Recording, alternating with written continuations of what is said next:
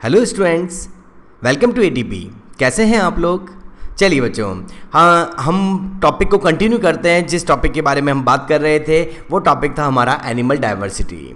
Animal diversity में हमने अभी तक जिस बारे में बात की है उस बात को कर लेते हैं। हमने अभी तक इस चैप्टर में बात की है, इस चैप्टर के इंट्रोडक्शन के बाद हमने डिफरेंट बेसिस ऑफ क्लासिफिकेशन की बात स्टार्ट कर दी थी, ठीक है। और उसमें हमने सबसे पहले बात की थी जिस बेसिस ऑफ क्लासिफिकेशन की, वो था हमारा लेवल ऑफ ऑर्गेनाइजेशन, जिसको हमने कंप्लीट किया।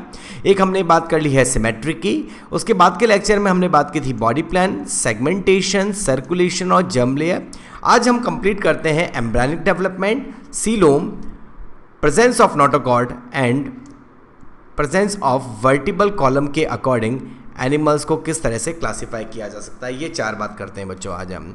तो हम आज बात करेंगे एनिमल्स को किस तरह से क्लासिफाई किया जा सकता है। उसमें हमने level of organisation, symmetry, body plan, segmentation, circulation और जर्म लेयर वाला पोर्शन कंप्लीट कर लिया है।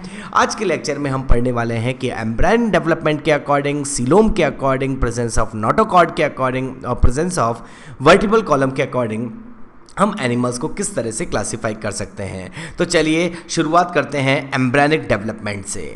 एम्ब्रियोनिक डेवलपमेंट की अगर हम बात करें तो जब स्टार्टिंग में हमने बेसिस ऑफ क्लासिफिकेशन पढ़े थे तो एम्ब्रियोनिक डेवलपमेंट के अकॉर्डिंग हमने एनिमल्स को क्लासिफाई किया था। तो चलिए यहाँ पर वापस से हम एनिमल्स को क्लासिफाई करते हैं। एम्ब्रियोनिक डेवलपमेंट के अकॉर्डिंग एनिमल्स होते हैं प्रोटोस्टोमेट्स और कुछ एनिमल्स होते हैं ड्यूटेरोस्टोमेट्स। प्रोटोस्टोमेट्स ऐसे एनिमल होते हैं जिनमें एम्ब्रियोनिक डेवलपमेंट में फर्स्टली डेवलपमेंट होता है किसका? माउथ का। जिनमें सबसे पहले एलिमेंट्री कैनाल में माउथ का फॉर्मेशन होता है वो होते हैं प्रोटोस्टोमेट। और ऐसे एनिमल जिनमें सबसे पहले एनस का फॉर्मेशन होता है वो होते हैं ड्यूटेरोस्टोमेट्स। तो प्रोटो वर्ड का मतलब होता है बच्चों फर्स्ट, और स्टोमो वर्ड का मीन क्या होता है बच्चों? माउथ। तो जिनमें एम्ब्रियोनिक डेवलपमेंट में सबसे पहले माउथ का फॉर्मेशन होता है वो क्या होते हैं? प्रोटोस्टोमेट्स। चलिए यहाँ तक की बात में कोई डाउट है किसी को? चलिए एग्जाम्पल्स को अच्छे से याद रखें कि कौन प्रोटोस्टोमेट्स हैं। एग्जाम्पल्स की अगर हम बात करें तो याद रखें पॉरीफेरा, सिलेंट्रेटा, टीनोफोरा के मेंबर्स इससे आउट थे। अगर आप उस पहले वाले लेक्चर को देखें तो यहाँ पर प्रोटोस्टोमेट्स आपको देखने को मिलेंगे प्लेटीहेल्मिन्थ से लेकर जो मेंबर हैं प्लेटीहेल्मिन्थ, एस्केहेल्मिन्थ, एनालिडा, आर्थ्रोपोडा, मोलस्का तक के मेंबर जो होंगे वो सभी कैसे होंगे आपके? यहाँ इस फाइलम तक के मेंबर्स को बोला जाएगा प्रोटोस्टोमेट, जिनमें एम्ब्रियोनिक डेवलपमेंट में सबसे पहले फॉर्मेशन होता है माउथ का। चलिए माउथ के फॉर्मेशन के बाद सेकंड टाइप की बात करते हैं। सेकंड टाइप आ जाएगा ड्यूटेरोस्टोमेट। ड्यूटेरोस्टोमेट्स ऐसे ऑर्गेनिज्म हैं जिनमें एम्ब्रियोनिक डेवलपमेंट में सबसे पहले फर्स्टली फॉर्मेशन होता है एनस का। जिनमें एम्ब्रियोनिक डेवलपमेंट में एलिमेंट्री कैनाल में जो पहली ओपनिंग बनती है उसको हम बोलते हैं एनस, ठीक है। वो होते हैं ड्यूटेरोस्टोमेट। मीन्स ड्यूट्रो वर्ड का मतलब हो जाएगा यहाँ पर सेकंड। ड्यूट्रो वर्ड का मतलब क्या हो जाएगा बच्चों? सेकंड। और स्टोमो वर्ड का मतलब क्या होता है? माउथ, जिसका मतलब जिनके अंदर एम्ब्रियोनिक डेवलपमेंट में सबसे पहले एनस बनती है और सेकंड नंबर पे कौन बनता है? माउथ बनता है।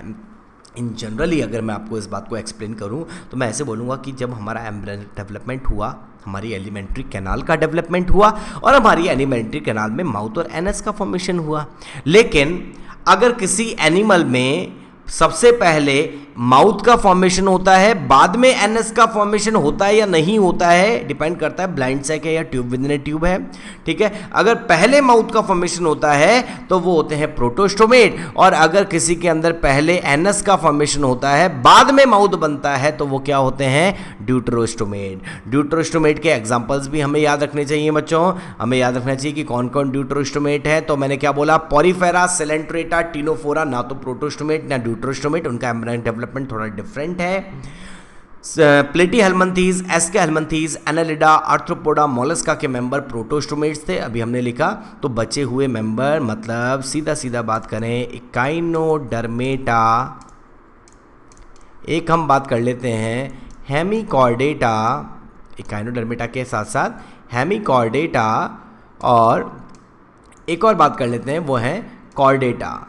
इकाइनोडर्मिटा, हेमिकॉर्डेटा एंड कॉर्डेटा के मेंबर जो होंगे वो कैसे होंगे बच्चों, ड्यूटेरोस्टोमेट होंगे। तो एक हमने बात कर ली है बेसिस की, जिसका नाम क्या है, एम्ब्रायनिक डेवलपमेंट, जिसमें हमने बात की ऑर्गेनिज्म होंगे प्रोटोस्टोमेट एंड ड्यूटेरोस्टोमेट। नेक्स्ट हम बात करेंगे, अब हम बात करेंगे सीलोम की। ओके स्टूडेंट्स, तो चलिए अब हम बात करते हैं बहुत ही इंपॉर्टेंट बेसिस ऑफ क्लासिफिकेशन की, जिसका नाम है सीलोम। ठीक है, बहुत इंपॉर्टेंट, सभी बेसिस ऑफ क्लासिफिकेशन में सबसे ज़्यादा इंपॉर्टेंट, क्योंकि ये वाला पोर्शन जो है थोड़ा सा ज़्यादा अच्छे से एक्सप्लेन किया जा सकता है, थोड़ा सा हम डिटेल में जा सकते हैं, इसलिए इस वाले पोर्शन से कंसेप्चुअल क्वेश्चन बनना और थोड़ा डीप में क्वेश्चन बनने की चांसेस भी रहते हैं, इसलिए इसको थोड़ा सा अच्छे से देखते हैं। सीलोम, सीलोम को कई बार हम सीधा सिंपल वर्ड में बोल देते हैं बॉडी कैविटी, तो गलत नहीं है बच्चों, लेकिन डेफिनेशन को प्रॉपर वे में याद रखना बहुत जरूरी है। What is coelom? Coelom is a fluid filled cavity, fluid filled cavity which is completely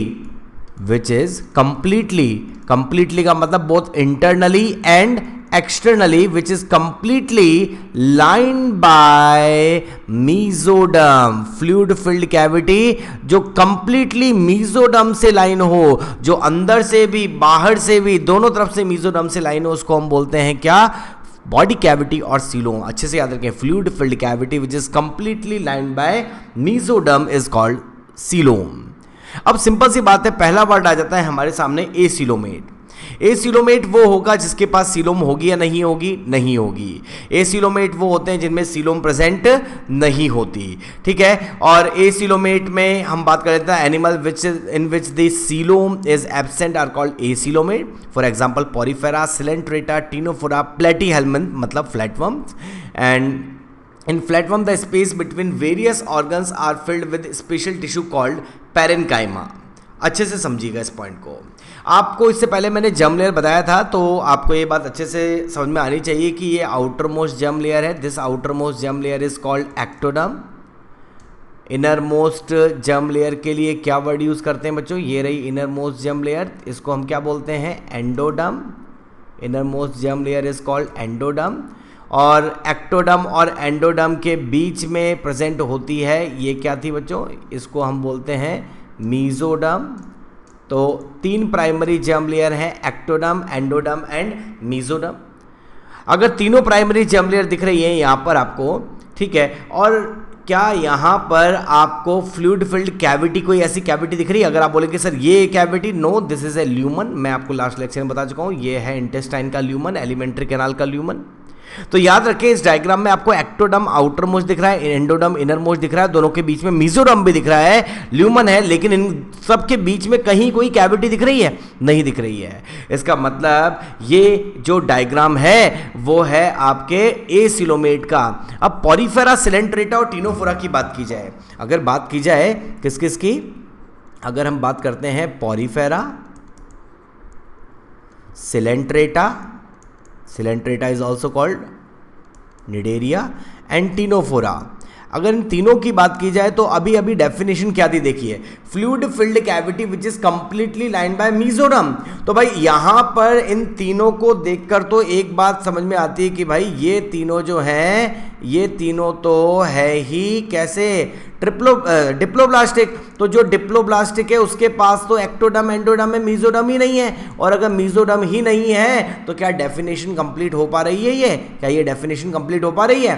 नहीं हो पा रही है। इसका मतलब पॉरीफेरा, सिलेंट्रेटा, टीनोफोरा के मेंबर डिप्लोब्लास्टिक होने की वजह से क्या है, एसिलोमेट हैं। डिप्लोब्लास्टिक होने की वजह से क्या है, एसिलोमेट। लेकिन यहीं पर एक और एग्जांपल जो बच जाता है, अगर हम उसकी बात करें, वो कौन है, प्लेटीहेल्मिन्थ। अगर हम प्लेटीहेल्मिन्थीज या फिर सीधा सीधा मैं बोलूं अगर हम फ्लैटवर्म्स की बात करें तो वो तो ट्रिप्लोब्लास्टिक होते हैं। वो तो कैसे होते हैं, ट्रिप्लोब्लास्टिक। उनके पास तो एक्टोडर्म, एंडोडर्म, मीजोडर्म तीनों होती है, लेकिन फिर भी वो क्या होते हैं, फिर भी वो होते हैं एसिलोमेट। ट्रिप्लोब्लास्टिक होते हुए भी एसिलोमेट। क्यों? इसका रीजन ये लिखा हुआ है, in flatworm the spaces between various organs are filled. Different organs के बीच में जो स्पेस होते हैं उनको फिल करता है special tissue, and this special is a parenchymatous tissue. एक पैरेनकाइमेटस सॉलिड मेसोडर्म होती है। इनकी मेसोडर्म कैसी होती है? सॉलिड मेसोडर्म होती है, and this solid mesoderm do not provide space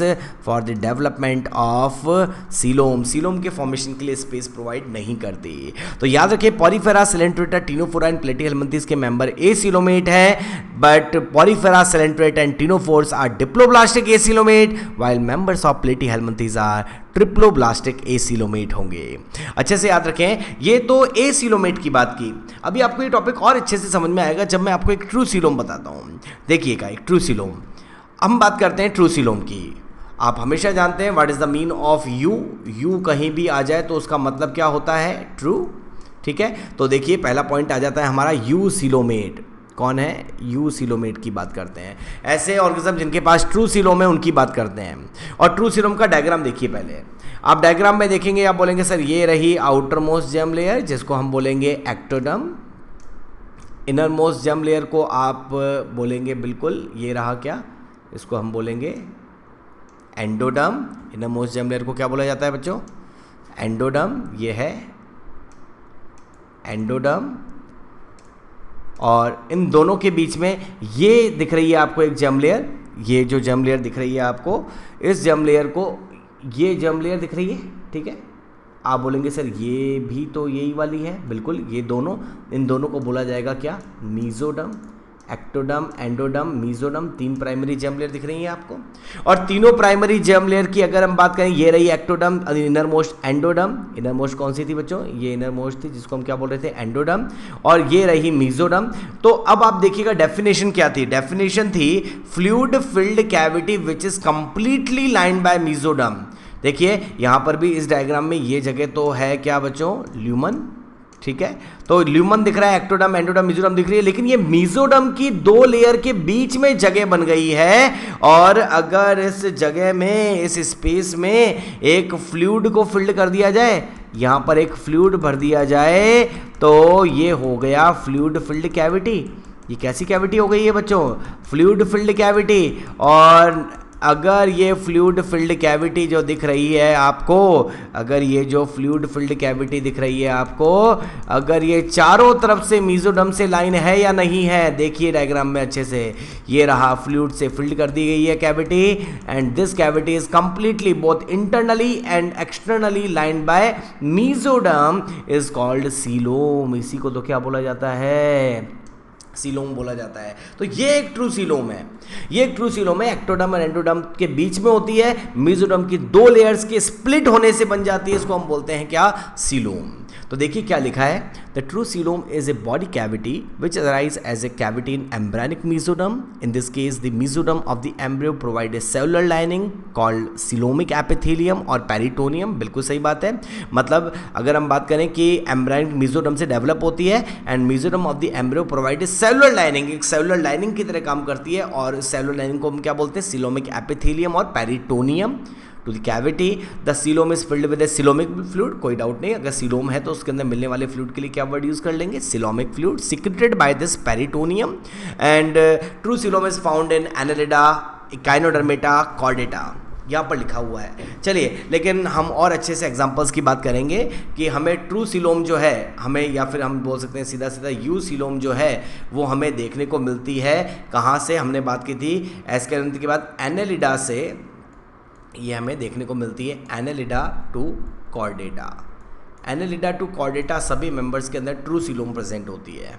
अब ट्रू सीलोम भी अलग अलग तरह की होती है बच्चों। एक होती है शाइजोसीलोम और एक होती है एंटेरोसीलोम। चलिए बात करते हैं शाइजोसीलोम की और बात करते हैं एंटेरोसीलोम की।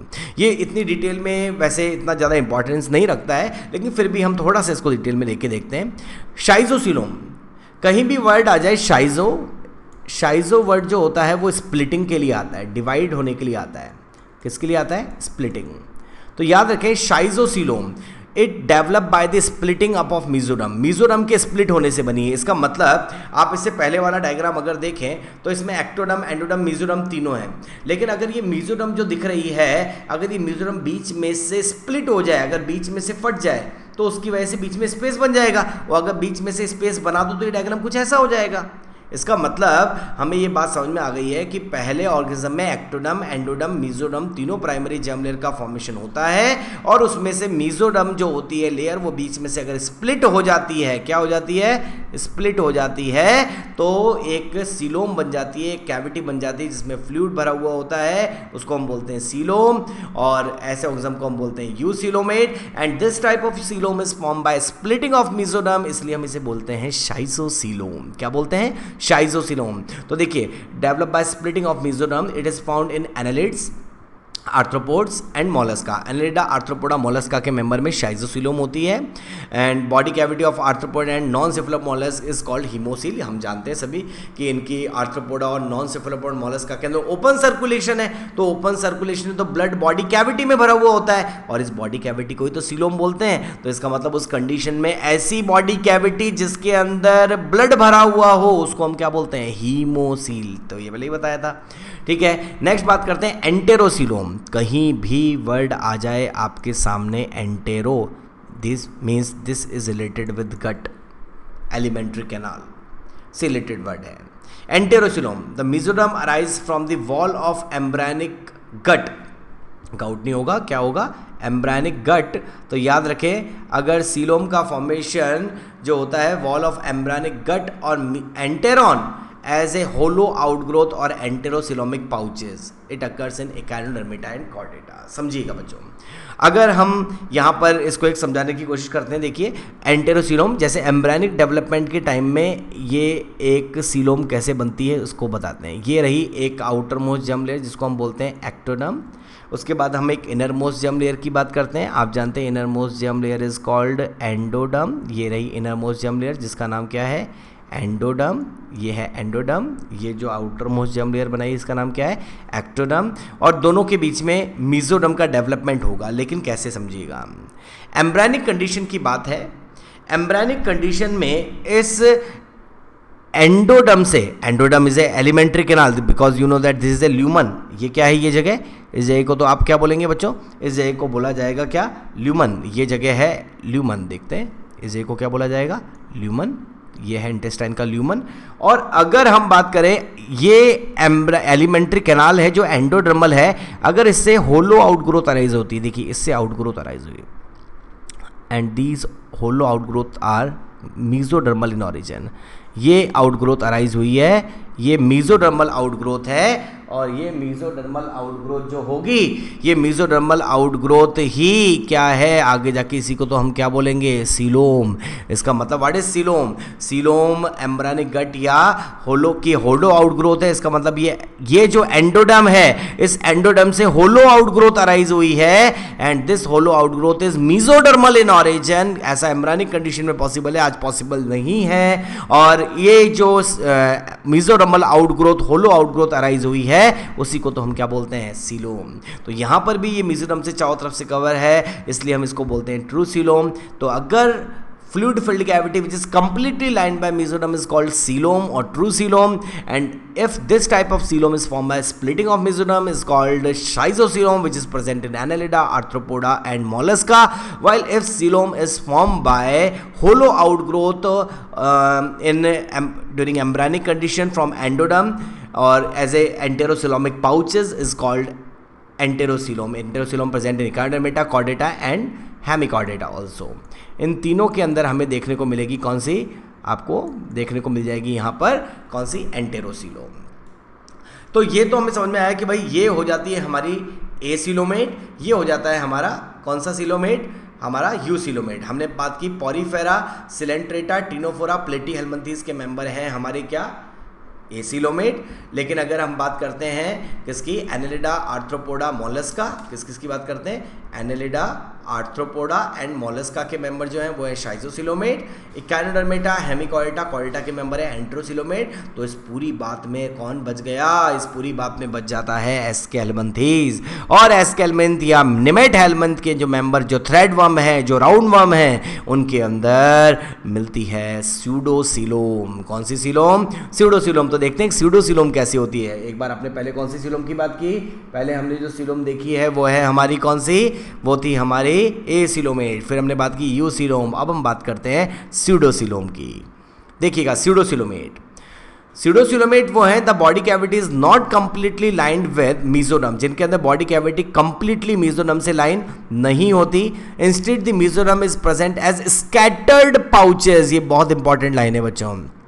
स्कैटर्ड पाउचेस के फॉर्म में होती है mesoderm in between the ectoderm and endoderm. Such a body cavity is called स्यूडोसीलोम.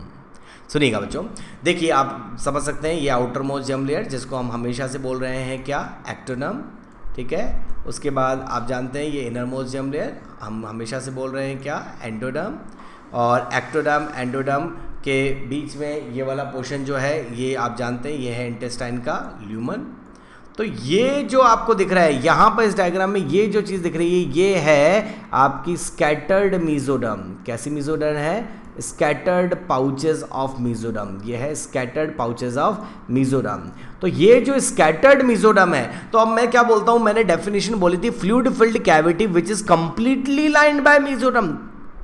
अब अगर किसी ऑर्गेनिज्म में एक्टोडर्म है एंडोडर्म है, दोनों के बीच में मेसोडर्म भी है, लेकिन वो स्कैटर्ड फॉर्म में, स्कैटर्ड पाउचेस के फॉर्म में है, तो क्या उस कंडीशन में कभी भी fluid filled cavity completely mesoderm से लाइन हो पाएगी? नहीं हो पाएगी. उस कंडीशन में हमें लगेगा तो, हमें दिखेगा तो कि एक स्पेस है जो फ्लूइड से फिल्ड भी है, लेकिन वो स्पेस सीलोम नहीं होगा. क्या बोला जाएगा ऐसी जगह को, स्यूडोसीलोम. क्या वर्ड यूज करेंगे बच्चों यहाँ पर हम, स्यूडोसीलोम. तो यही बात की है, the body cavity is not completely lined with mesoderm.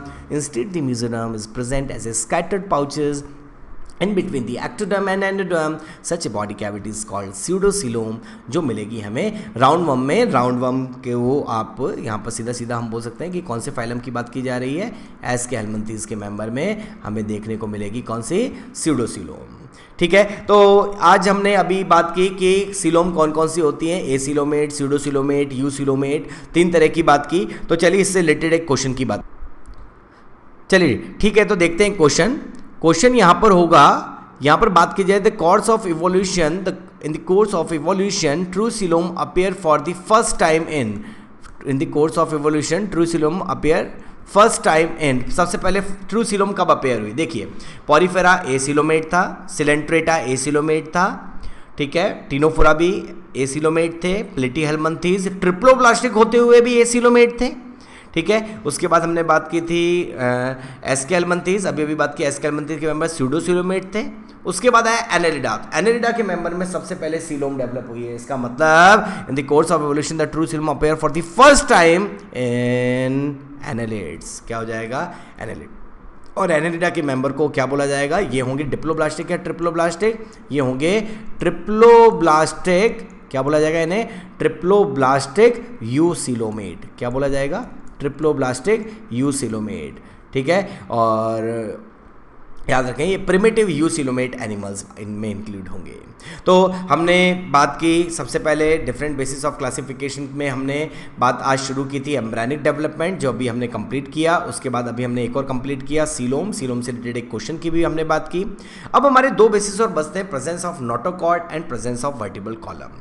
तो चलिए इन बेसिस को भी आज कंप्लीट कर लेते हैं. Presence of notochord and presence of vertebral column की बात करते हैं. नोटोकॉर्ड, सबसे पहले तो याद रखें नोटो वर्ड का मतलब होता है, नोटो वर्ड का मतलब होता है बैक, और कोर्ड वर्ड का मतलब होता है स्ट्रिंग. इसका मतलब ऐसे ऑर्गेनिज्म जो अपनी बैक में एक रॉड लाइक स्ट्रक्चर या स्ट्रिंग लाइक स्ट्रक्चर रखते हैं उनको हम क्या बोलते हैं, नोटोकॉर्ड बियरिंग एनिमल्स. ठीक है, और जिसके भी पास बैक में ऐसा नोटोकॉर्ड, ऐसा स्ट्रिंग लाइक स्ट्रक्चर होगा, वो होगा क्या, कॉर्डेट. और इस नोटोकॉर्ड का काम क्या, आप जानते हैं कि आज हमारे पास नोटोकॉर्ड नहीं है, आज हमारे पास है वर्टिबल कॉलम, बैकबोन जिसको आप बोलते हैं रीढ़ की हड्डी. तो याद रखें आज हमारे पास है वर्टिबल कॉलम, और वो वर्टिबल कॉलम हमें सपोर्ट दे रही है. vertebral column is a part of skeletal system and you know that skeleton provides support to the body. तो vertebral column भी support दे रही है, लेकिन embryonic condition में हमारे पास vertebral column नहीं थी, और उस कंडीशन में हमारे पास वर्टिबल कॉलम की जगह थी नोटोकॉर्ड जो हमें सपोर्ट प्रोवाइड कर रही थी. तो याद रखें नोटोकॉर्ड ऑल्सो प्रोवाइड सपोर्ट. क्या प्रोवाइड करती है, एम्ब्रायनिक कंडीशन में या कुछ ऑर्गेनिज्म में, एडल्ट में भी सपोर्ट प्रोवाइड करने का फंक्शन करती है नोटोकॉर्ड. तो बैक में जिसके स्ट्रिंग है वो है नोटोकॉर्ड बियरिंग, और जो नोटोकॉर्ड बियरिंग है उसे बोला जाएगा क्या, कॉर्डेट. ठीक है, पढ़ते हैं तो नोटोकॉर्ड क्या है। Notochord is a mesodermally derived, बहुत इंपॉर्टेंट लाइन बच्चों, मीजोडर्मली डेराइव्ड, ठीक है, mesodermally derived solid flexible rod like structure. कुछ एक्स्ट्रा पॉइंट मैं जब बोलता हूँ तो आपको अपनी कॉपी में या अपने एक्स्ट्रा नोट्स में हमेशा उनको नोट करना चाहिए, क्योंकि कुछ और एक्स्ट्रा चीज़ें भी, आप अच्छे से वीडियो सुनते रहेंगे तो कुछ एक्स्ट्रा चीज़ें बोली जाएंगी, उनको सुनिए अच्छे से। Notochord is a mesodermally derived solid flexible rod-like structure formed on the dorsal side during embryonic development in some animals, and animals with notochord are called chordate, and animals those which do not have notochord called non chordate. जिसमें notochord नहीं होती वो होते हैं non chordate, जिसमें होती है वो होते हैं कॉर्डेट्स। तो ये तो बताने की जरूरत नहीं है कि कॉर्डेट्स में कौन आएगा, कॉर्डेट्स में कॉर्डेटा फाइलम आएगा, तो बचा हुआ पॉरीफेरा टू इकाइनोडर्मेटा एंड हेमीकॉर्डेटा, ये सारे किस में आएंगे, ये सभी आएंगे नॉन कॉर्डेटा में, ये सभी क्या हो जाएंगे, नॉन कॉर्डेटा। तो नोटोकॉर्ड के बारे में और हम डिटेल में बात करेंगे जब हम फंडामेंटल कैरेक्टर्स ऑफ कॉर्डेट्स की बात करेंगे, तब एक डायग्राम के अकॉर्डिंग भी, जो एनसीईआरटी का डायग्राम है उसके अकॉर्डिंग आपको नोटोकॉर्ड को एक्सप्लेन किया जाएगा। एक और बात करते हैं presence of vertebral column. Vertebral column के अकॉर्डिंग भी हम बात करते हैं बच्चों। वर्टिब्रल कॉलम, मैंने अभी थोड़ी देर पहले बोला कि नोटोकॉर्ड जो होती है, उस नोटोकॉर्ड को, notochord is replaced by, not converted, replaced by bony or cartilaginous vertebral column in adult। याद रखें अच्छे से मैंने क्या लिखा। एक्चुअली होता क्या है, हमारे पास, मैंने यही बात बताई थी कि आज हमारे पास वर्टिब्रल कॉलम है, लेकिन एम्ब्रायनिक कंडीशन में क्या थी, नोटोकॉर्ड। तो हुआ क्या था, एम्ब्रायनिक कंडीशन में नोटोकॉर्ड थी जो हमारी बॉडी को प्रोवाइड कर रही थी सपोर्ट, एंड जैसे जैसे हम एडल्ट हुए वैसे ही नोटोकॉर्ड को रिप्लेस कर दिया गया और उसकी जगह बोनी या कार्टिलेजिनस वर्टिब्रल कॉलम का डेवलपमेंट हो गया। बोनी और कार्टिलेज इसलिए बोला गया क्योंकि जैसे हमारे अंदर तो बोनी है, लेकिन सही थोड़ी कि हम यहाँ पर हमारी बात नहीं कर रहे हैं, हम यहाँ पूरे एनिमल किंगडम की बात कर रहे हैं। तो कुछ के अंदर, जिसके अंदर नोटोकॉर्ड थी उसको रिप्लेस किया गया, कुछ में नहीं किया गया, जिसमें रिप्लेस कर दिया गया वो थे वर्टिब्रेट, जिनमें नहीं किया गया वो क्या थे, इनवर्टिब्रेट।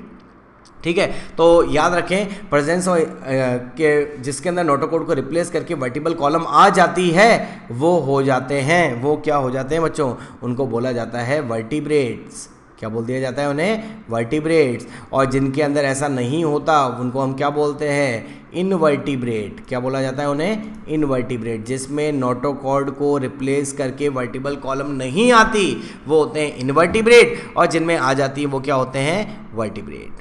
ठीक है, तो ये बहुत ही सिंपल, जो हमें और डिटेल में आगे भी पढ़ना है, हम आगे इनके बारे में बात करते रहेंगे। मैं जब कॉर्डेटा का क्लासिफिकेशन करूंगा तो मैं वर्टिब्रेटा, इनवर्टिब्रेट, इन सब के बारे में फिर से बात करेंगे, इसलिए यहाँ पर आपको बहुत डिटेल में इन्फॉर्मेशन यहाँ पर नहीं दी जा रही है।